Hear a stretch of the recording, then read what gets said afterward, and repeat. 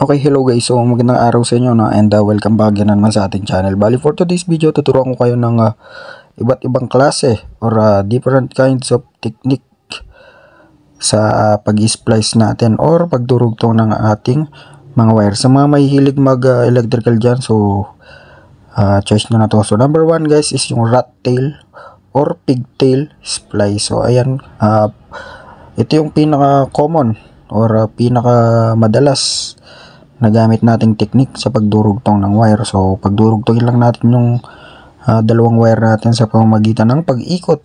Yan. Ng dalawang wire natin. Okay? So, next naman guys is yung ating Y-splice. So, itong technique na to, ginagamit natin to guys kapag ayaw nating putulin yung isang wire. Pero magdudugtong tayo ng another wire. So, yan guys. Kanya lang yung gagawin natin. Yung idudugtong natin is iikot lang natin siya sa may ating main wire para mapagdugtong natin itong dalawang wire na ito. Okay yun guys, so ganun lang kasimple.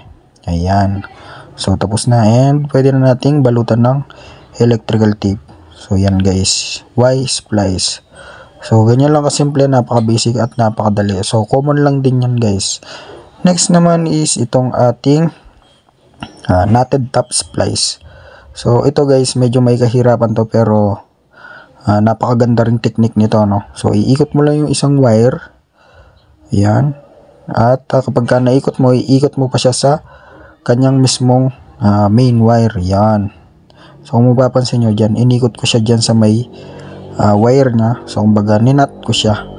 Tapos inikot natin siya dito sa may mismong wire natin, sa may main wire.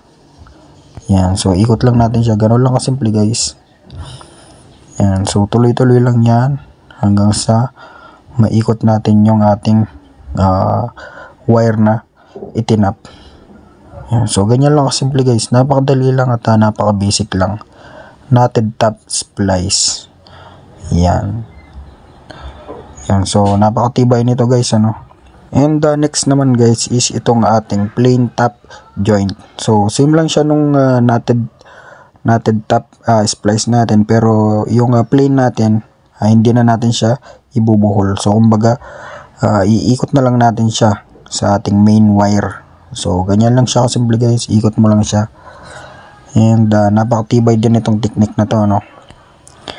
Yan, ikot mo lang siya hanggang sa ma-reach niya yung dulo or maubos.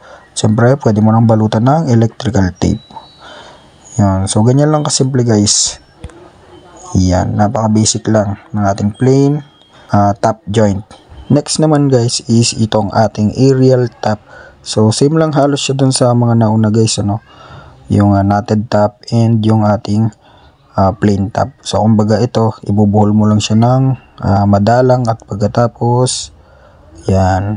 Ibubuhol mo na siya ng mabilis or marami dito sa dulo. So kumbaga temporarily lang to ginagamit guys, itong aerial top. Napakasimple lang din ito ng technique na to, pero useful din siya. Napaka basic lang nito guys, and ayan na yung ating aerial top. So ganyan lang siya ka simple. So kung temporary lang siya guys, iyan, no. So napaka basic lang din itong technique na to. Yan. Okay, so next technique naman natin guys, ito yung tinatawag na duplex cross joint. So gagamit tayo ng dalawang wire dito at ipagbubuhol lang natin siya. Yan, same direction. Okay, so ganyan lang kasimple guys, duplex cross joint. Siyempre from the word itself, cross yung dikit niya or dugtong niya. So kita nyo naman guys sa technique na yan, itsura pa lang napakatibay na. At ayan, so gagawin natin yung cross formation dahil duplex cross joint niya yung kanyang pangalan. Yun, so napakasimple lang din and napakatibay. So kita nyo naman guys, ano, yan, no, napakatibay ng ating wire. Next naman na technique natin guys is itong tinatawag na Western Union short tie splice. So simple lang siya guys, ayan, ibubuhol mo lang siya sa magkabilang direksyon and bubuhol mo na siya. Yan. So buhol mo muna siya ng madalang sa una at buhol muna siya ng dikit-dikit dito sa dulo. Yun. Ito yung ating Western Union short tie splice. So napakatibay din ito guys, ano? At the same time napakalinis nitong technique na to. So kung makikita nyo, ayan, wala siyang nakaumbok, as in talagang nakasunod siya sa taba ng wire. So pwede mo nang balutan ng electrical tape. So ganyan lang kasimple yung ating Western Union short tie. Next technique naman natin guys is kung kanina Western Union short tie splice, yung ngayon Western Union pa rin pero long tie splice naman siya. Yan, so kumbaga ipagbubol mo siya sa malayo, yan, at splice mo na siya dito sa dulo ng magkabila. So matibay din yung ganitong technique guys, ano? Ayan. So ganun lang siya kasimple guys, katulad lang siya ng short tie. Pero yung ngayon long tie lang. Para magkaroon ng same space yung bawat wires natin. Yun. So ganyan lang siya kasimple guys. And the same time napakatibay din ito. Yan, kung mapapansin nyo, magkabilang tie yan. Yan. So pwede na natin siyang balutan ng electrical tape. Okay. So napakalinis ng pagkaka-splice natin. Alright. So yan guys, ano, long tie splice. Okay, dito naman sa next technique natin guys is cross joint splice. So kung kanina duplex cross joint, ngayon is cross joint lang. So same lang to ng duplex, kumbaga i-cross mo lang siya and yan, so iikot mo lang yung isang wire sa opposite direction niya. Yan, so ikot muna natin hanggang sa ma-reach niya yung dulo. Okay, so naikot na natin. And yung isa naman, ikot natin sa opposite direction. Yan, so ganyan lang siya kasimple guys, pero matibay at malinis yung pagkaka-splice or pagkakadugtong natin ng mga wires. Cross joint. Yan, so ganyan siya katibay at ganyan siya kagandang technique. So napakasimple lang nito guys. Yan, ikot-ikot lang natin hanggang sa ma-reach natin yung dulo. At pwede na nating balutan ng electrical tape. Yan, so ganyan lang siya kasimple guys.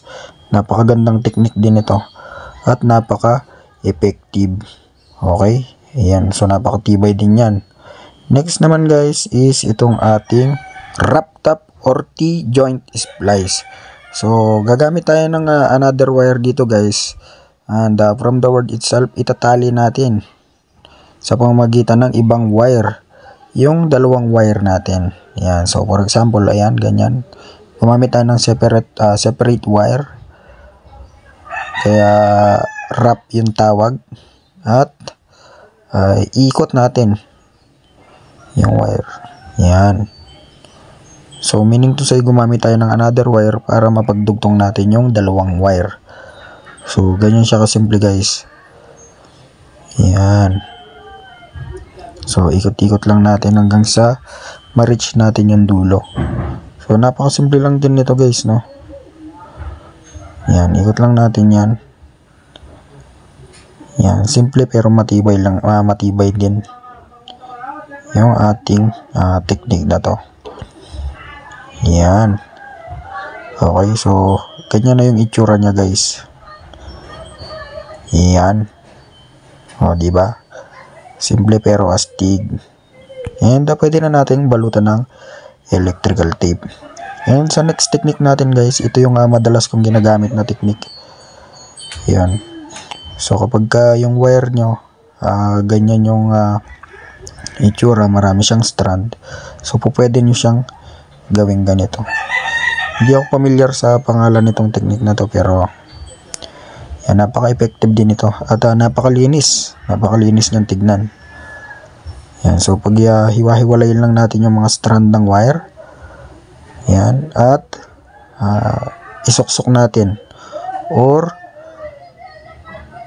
yan, so pag salasala natin at i-splice na natin or iikot na natin. So napakatibay din itong technique na to guys, ano. Yan. Tapos ikot lang natin. At the same time, napakalinis din yung tignan. Unlike sa ibang splicing. Yan. Okay. So tignan nyo naman guys. Napakalinis nung ating wire. Then dito naman sa next natin guys, halos same lang to ng cross joint, no, in the duplex. So kumbaga kapag ganito yung wire nyo, pwede nyo siyang paghiwalayin. Okay yun. So ganyan lang yung gagawin nyo. Hatiin nyo siya into 2, yung idudugtong nyo, at pagkatapos ilusot nyo siya dun sa may gitna. Ayan. Pagkatapos pwede na natin siyang iikot in opposite direction. Ayan. So ikot lang natin hanggang sa kumapit na yung ating wire. Ayan, ikot lang natin. So napakasimple lang din ang technique na to guys, no. At the same time, napakatibay and super effective.